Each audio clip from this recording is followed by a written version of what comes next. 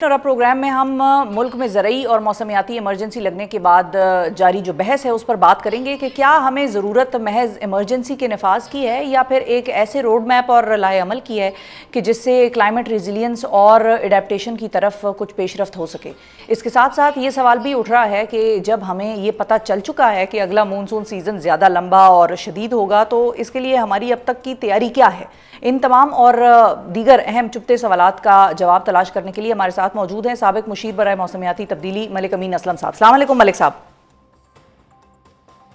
जी वालेकुम सलाम। बहुत शुक्रिया मलिक साहब। सबसे पहले तो ये बताइए कि हम गुज़िश्ता रोज़ जो हुकूमत ने एक मुल्क में शदीद सैलाबी कैफियत के बायस ज़रूरी और मौसमियाती इमरजेंसी का नफाज किया है, ये फ़ैसला आपको कैसा लगा? आपको लग रहा है कि ये एक दुरुस्त सिमत में की लिया हुआ स्टेप है या आपको लगता है कि इसके अलावा भी हम इमरजेंसी में ही थे? जी बिस्मिल्लाहिर्रहमानिर्रहीम। बिल्कुल मैं समझता हूँ कि ये तो खुशायन स्टेप है और मैं तो पिछले कई दिनों से ये कह रहा था कि यहाँ पर एक क्लाइमेट इमरजेंसी लगनी चाहिए। वजह उसकी ये है कि क्लाइमेट इमरजेंसी लगने से आपके मसले तो हल नहीं होते, लेकिन कम से कम आप एक एक इशू को एक उस प्रायोरिटी के ऊपर लेकर जा रहे हैं जो कि ये डिमांड कर रहा है इस वक्त। और ये इमरजेंसी लगने से एक ये भी फ़ायदा होता है कि ना सिर्फ इसको आप प्रायोरिटाइज करते हैं, बट के एक लॉन्ग टर्म के लिए प्रायोरिटाइज करते हैं, ताकि ये ना हो कि सिर्फ जब सैलाबी सूरत हाल है तो तब आपको जाग आए, या जब कोई फॉरेस्ट फायर लगी हुई तो तब जाग आए और फिर उसके बाद आप दोबारा सो जाएं। तो और अब इसके नेक्स्ट स्टेप जो है वो बहुत ज़रूरी है, जिससे आपने सही फरमाया कि ये this is just the first step. लेकिन मलिक इसके साहब बाद जो बाकी स्टेप हैं जी, इस स्टेप के इसको हवाले से जो इंस्टीट्यूशनलाइज। एक्सपर्ट्स इसको देख रहे हैं वो ये कह रहे हैं कि इस स्टेप में ये डिफाइन ही नहीं किया गया कि इमरजेंसी से मतलब क्या है, कौन से स्टेप्स होंगे जो इमरजेंसी लगाकर गवर्नमेंट जो है वो लेने का फैसला कर रही है। तो जो इन्वायरमेंटलिस्ट्स हैं उनको ये लग रहा है कि शायद ये ज़्यादा से ज़्यादा अगर कुछ करेगी तो वो रिलीफ और रिहेबिलिटेशन और इस किस्म का काम करेगी। इसके अलावा ज़्यादा शायद हमारी प्रायोरिटीज़ में अब भी क्लाइमेट चेंज कहीं नहीं नज़र आएगा। आप बिल्कुल इसके जो TORs हैं उसको प्रॉपरली डिफाइन करना चाहिए। उन्होंने कमेटी तो एक बना दी है जो प्लानिंग मिनिस्टर लीड कर रहे हैं और उसके अंदर चारों चीफ सेक्रेटरीज हैं, which is I think again a good step, क्योंकि उससे एक थोड़ा सा इंस्टीट्यूशनलाइज हो जाता है जो आपकी इमरजेंसी का ऐलान है। लेकिन अब इसके अंदर जो नेक्स्ट उसके जो TORs हैं वो बनाने की ज़रूरत है अरशद, कि उसमें बताया जाए कि इस कमेटी ने अब आगे करना क्या है, क्योंकि ये प्लान्स और स्ट्रेटजीज और तमाम जो पॉलिसीज हैं ये तो बनी हुई हैं, ये कोई नई पॉलिसी बनाने की ज़रूरत नहीं है यहाँ पे। ये ना हो कि ये दोबारा से वो उन्हीं पॉलिसियों की तरफ चले जाएं जो जो तसलसल के साथ पाकिस्तान में बनती आ रही हैं और ग्राउंड के ऊपर कुछ भी नहीं होता। अभी आपने देखा कि पिछले जो फ्लड्स आए थे उसके बाद पाकिस्तान ने एक मैसिव अपील की जाके बाहर पैसे मांगने की, और वो बहुत हद तक वो एड आई भी सही, लेकिन उसमें से 70% एड, वो एड भी ज़ाया हो गई क्योंकि हम प्रोजेक्ट्स नहीं बना सके जो कि उस एड के मुताबिक थे और ताकि उसको ग्राउंड पे इम्प्लीमेंट कर सकते। तो ये मेन चैलेंज है कि अब इसको हमने आगे इंस्टीट्यूशनलाइज तरीके से चलाना कैसे है और इसकी हमारी आगे प्रायोरिटी क्या होगी। और ये जो सैलाब आया है इसने जहाँ पर तबाही मचाई है पाकिस्तान में, और अभी ये तबाही खत्म ठीक नहीं है। हुई क्योंकि ये तो सैलाब अभी चल रहा है, वहां पर इसने कुछ सोल्यूशंस भी आपके सामने रख दिए हैं। इस सैलाब ने हमें ये सिखा दिया है कि हमें अपने दरख्तों को बचाना भी है और दरख्तों को लगाना भी है। इसी सैलाब ने यह भी सिखा दिया कि हमने अपने जो सैलाबी गुजरगाहें हैं पाकिस्तान के अंदर पांचों दरियाओं की, चाहे उनमें पानी है कि नहीं है, उन पांचों दरियाओं की सैलाबी गुजरगाहों को हमें खाली कराना है।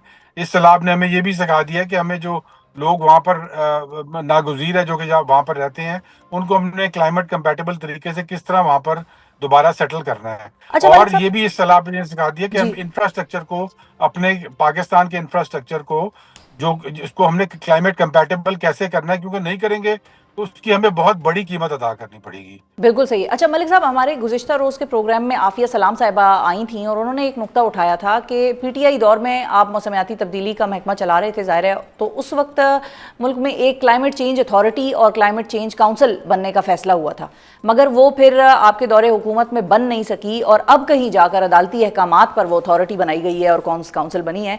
क्या वाकई ऐसा है? और अगर हाँ ऐसी बात है तो फिर इसमें ताख़ीर की वजह क्या थी? क्योंकि पिछली दौरे हुकूमत तो हमने देखा था कि मतलब इमरान खान को तो पायनियर्स ऑफ क्लाइमेट चेंज के हवाले से कहा जा सकता है कि भाई वो बॉर्न चैलेंज और बिलियन ट्री सुनामी और वो तो बहुत ज़्यादा उन्होंने सेंसिटाइज कर दिया था पाकिस्तान को और दुनिया भर को पाकिस्तान के हवाले से, क्लाइमेट एक्शंस के हवाले से।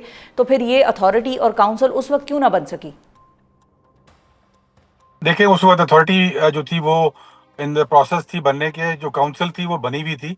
काउंसिल मेरे ख्याल में जो हमारी पाकिस्तान एनवायरमेंटल काउंसिल बनी हुई है पाकिस्तान में, वो एक टोटली रिडंडेंट इदारा है। उसमें कुछ 60 बंदे हैं। 60 बंदों की जो कमेटी होती है वो उसने क्या फैसला करना होता है।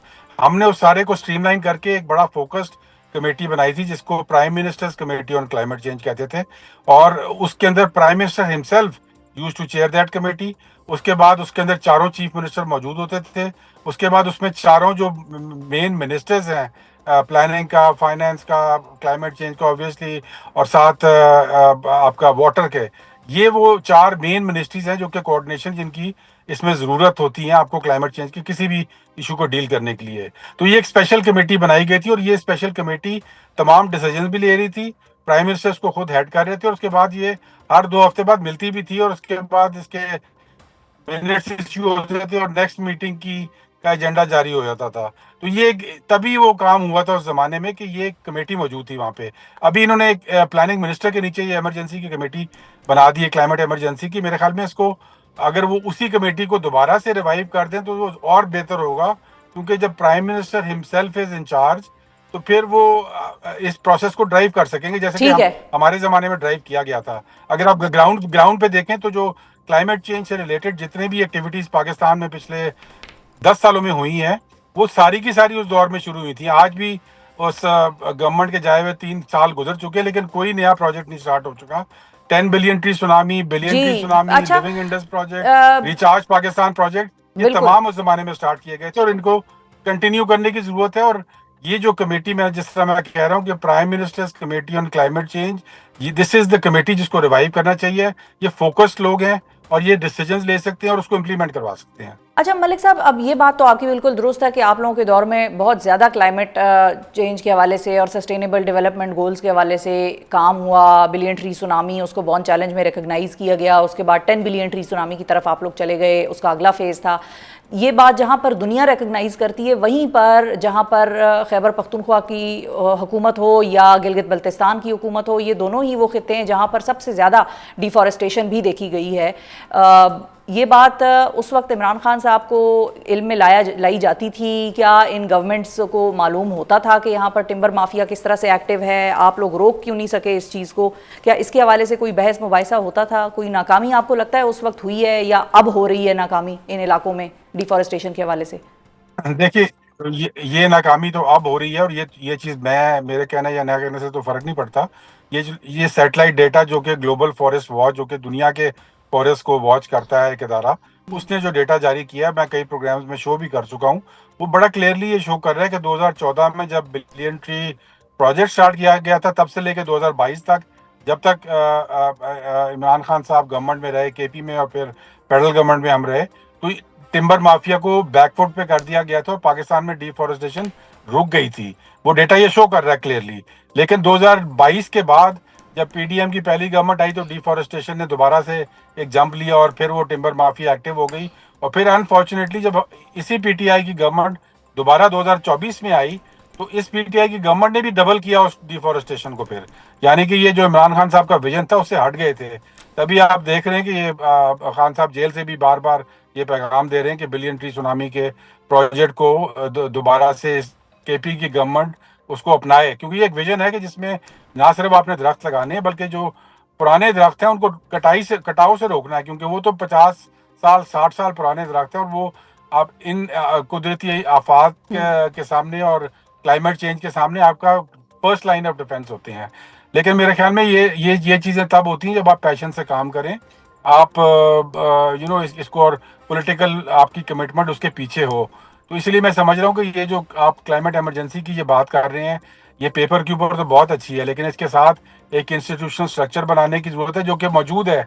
वो prime ministers committee on climate change को दोबारा रिवाइव करने की जरूरत है, और उसके साथ साथ जो उसकी इंश्योर ये करना कि जो चीज आप बात कर रहे हैं वो ग्राउंड पे इम्प्लीमेंट हो जाए।